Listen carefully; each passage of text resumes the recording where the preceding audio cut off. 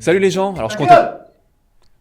Alors donc je comptais pas forcément vous parler de ce film à la base, mais l'ayant vu en fait, je me suis dit que ça serait une bonne occasion de vous parler d'un phénomène que j'observe depuis un certain temps, mais je suis pas du tout le seul à l'observer, qui est l'utilisation du côté méta, du côté mise en abîme dans la pop culture, qui est de plus en plus présent depuis un certain nombre d'années, et qui est pas forcément toujours bien utilisé, mais je vais y revenir un petit peu après. Alors le premier, Lego Movie, ça avait été une très très bonne surprise. Je m'y attendais pas du tout, j'avais aucune attente par rapport à ce film et il m'a vraiment pris de revers. J'étais surtout frappé par son rythme et son foisonnement d'écriture et d'imagination qui m'ont vraiment plutôt impressionné, quoi. Parce que c'est un film qui est, autant que faire se peut dans la sphère mainstream, qui est assez extrême en fait dans sa manière de jouer sur une hystérie constante dans le rythme, dans les idées même de mise en scène. Et pas juste au niveau de la forme, même dans son récit, même si il y a un récit assez identifié, assez simple à la base, même à la fin quand le personnage de Will Ferrell et de son fils apparaissent et que ça pourrait tirer sur le pathos et sur un certain type de tire-larme, c'est une impression vraiment qui m'en reste qui est complètement explosée et très très libre, surtout dans ses intentions et dans ce qu'elle fait ressentir. Donc Jean retenait ça, et j'abordais Lego Batman sur les mêmes bases en me disant, putain, s'ils arrivent à garder cette liberté dans le ton et dans la narration et surtout dans le foisonnement à l'image, ça va défoncer. Et le résultat, c'est... Oui, mais... Et vraiment, c'est dans cet ordre-là en plus. La première demi-heure du film est géniale, vraiment. C'est le oui, le gros oui. Et petit à petit, le film bascule pour moi dans le mais. Et c'est dommage, comme on dit dans les milieux. Non. Après, forcément, le premier était plus libre dans ce qu'il voulait raconter, vu qu'il n'y avait pas d'attendu particulier par rapport au personnage. Le film pourrait vraiment partir sur n'importe quoi. Là, on est sur le personnage de Batman. Donc forcément, il y a un background en termes d'histoire du personnage, en termes d'attendu, sur ce qu'il est censé traverser en termes d'épreuves.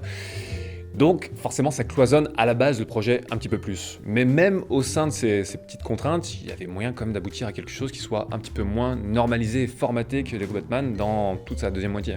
Mais pour revenir déjà sur la première demi-heure que perso j'ai adoré, j'y ai retrouvé en fait cette mécanique vraiment particulière. J'ai essayé de mettre le doigt sur ce qui fonctionne dans l'humour vraiment que le premier Lego Movie maîtrisait si bien et ce que Lego Batman manie très très bien aussi dans sa première partie.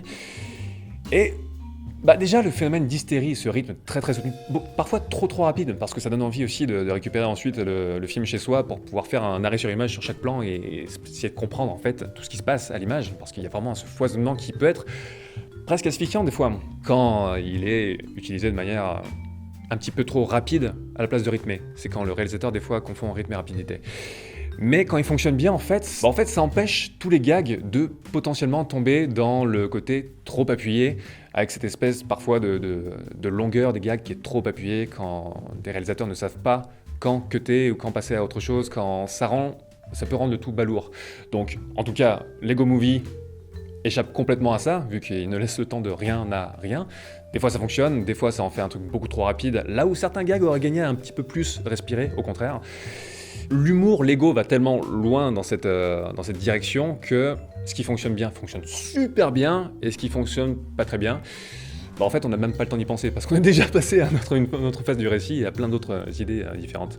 Donc voilà, il y a déjà cet aspect d'hystérie constante qui est là. Et en fait pour la manière dont l'humour Lego fonctionne, tout à l'heure j'ai utilisé le terme extrême, mais en fait, c'est plus jouer sur les extrêmes, avec d'un côté une hystérie constante qui rend le tout complètement surréaliste, et de l'autre côté, jouer sur une banalité complètement morne et complètement inattendue dans ce contexte-là.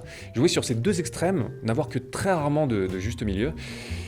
Et en fait, ces deux extrêmes vont s'alimenter les uns les autres. Au sein, par exemple, de l'hystérie constante, les éléments de banalité et de quotidien vont être très drôles. Par exemple, quand Batman fait sa chanson de Batman au début, que dans les paroles, à un moment, il dit « Batman, c'est le seul qui ne loupe pas le jour des jambes, le skip leg day, le fameux jour des jambes qu'on fait à la muscu. » Voilà, ce genre de truc.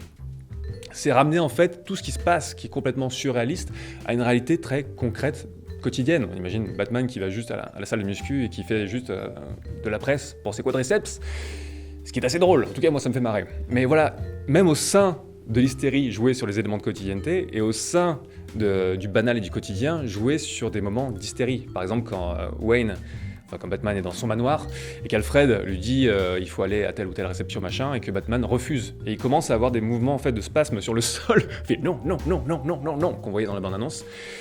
C'est complètement surréaliste, mais au sein de la banalité de ce qui se passe dans le manoir, qui est établi juste avant, quand il s'emmerde devant son micro-ondes à faire cuire son poulet, qui croque d'ailleurs, c'est un poulet qui croque. Et je crois que c'est vraiment ce jeu sur les extrêmes constants qui fonctionne. Mais à un moment, il y a des manchots du pingouin qui viennent de s'écraser contre le pare-brise, et ils sont comme ça.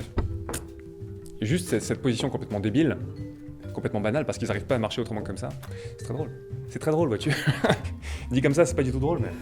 Si, je suis mort de rire. Mais donc, passer cette première partie où ça fonctionne tellement bien, en fait, par volonté de raconter une histoire qui va être beaucoup plus classique et qui correspond au canon de ce qu'on attend venant d'une histoire de Batman, même si par bien des aspects, ça correspond pas vraiment au canon d'une histoire de Batman, sur le côté très coloré, très joyeux, bah, le film tombe dans une normalité, en fait, qui arrête d'éloigner ces extrêmes-là. Et on tombe vraiment dans ce juste milieu auquel le premier Lego Movie échappait si bien. Et là, avec Lego Batman, on tombe vraiment un pied joint dedans. C'est là qu'on en vient à la thématique du méta et des limites du discours méta. Le méta, c'est un côté donc mise en abîme, où, bien entendu, l'humour Lego va vraiment reposer là-dessus. Le premier faisait ça énormément, le deuxième fait aussi ça. Par exemple, le film s'ouvre avec un commentaire du générique par Batman qui explique qu'il y a un écran noir, c'est super badass, et ainsi de suite, et il commente en fait les différents trucs qui apparaissent à l'écran. Ce qui fonctionne très très bien au début du film. Ça m'a rappelé d'ailleurs le générique de Deadpool, qui avait un petit peu le même problème, c'est qu'il est extrêmement méta et veut se donner un côté extrêmement irrévérencieux. Mais ce côté irrévérencieux se limite à la forme, en fait. Dans ce que raconte le film, ça reste extrêmement classique. Le côté révérencieux n'a pas pénétré l'ADN du film, et on en reste vraiment à juste quelques clins d'œil vraiment appuyés, qui fonctionnent bien parfois, qui fonctionnent moins bien à d'autres moments. Mais c'est là qu'on atteint en fait les limites du méta, quand il se contente uniquement de la forme. Par exemple, quand Alfred dit à Batman que ce qu'il est en train de traverser, c'est le truc qu'il a traversé dans chacune de ses incarnations, et ils font une espèce de cut sur une manière de représenter tous les autres films dans lesquels Batman est apparu, et ainsi de suite. C'est drôle sur l'instant, mais ça n'empêche pas que le film raconte une énième fois cette même chose. Il suffit pas de pointer un truc qui peut poser problème ou une insuffisance du doigt et d'en rire pour que ça la résolve, en fait. Et c'est le même problème, par exemple, à la fin du film, sur la chanson pop qu'on entend dans le générique de fin, et Batman dit « Ouais, ça fait plaisir aux parents et aux exécutifs du studio. » C'est drôle, parce que c'est vrai. Mais ça n'empêche pas que cette chanson pop est là pour ces raisons, vraiment.